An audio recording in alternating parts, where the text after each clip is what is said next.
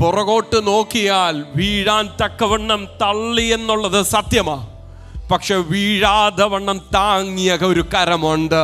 എത്ര പേർക്ക് പറയാൻ പറ്റും, ഞാൻ നിന്നതല്ല, എൻ്റെ കർത്താവ് എന്നെ നിർത്തിയതാ. ഞാൻ നേടിയതല്ല, എല്ലാം എൻ്റെ കർത്താവിൻ്റെ ദാനമാ, എൻ്റെ കർത്താവിൻ്റെ കൃപയാണെന്ന് എത്ര പേർക്ക് പറയാൻ പറ്റും? Praise the lord, praise the lord, amen. ഈ നിർണയം എപ്പോഴാണ് വെളിപ്പെട്ടത്?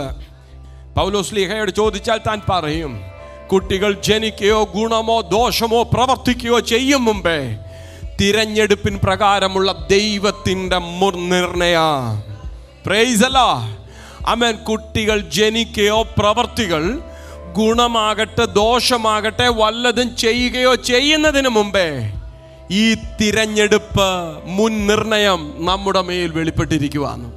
നമുക്കറിയാം, കുട്ടി ആമേൻ ആണാണോ പെണ്ണാണോ എന്ന് അറിഞ്ഞിട്ട് ആ പേരിടുന്നത് എന്ത് വേണമെന്ന് നമ്മൾ തീരുമാനിക്കുന്നല്ലേ.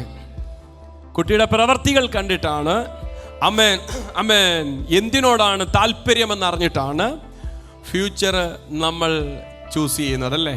ആമേൻ ആമേൻ. അങ്ങനെ കുഞ്ഞിൻ്റെ വിദ്യാഭ്യാസം നോക്കി, മറ്റുള്ളവരോട് ഇടപെടുന്നത് നോക്കി, ഭവനത്തിലെ കാര്യങ്ങൾ നോക്കിയൊക്കെ എന്തായിത്തീരുമെന്നൊരു തീരുമാനത്തിലേക്ക് എത്തിച്ചേരുന്നത്.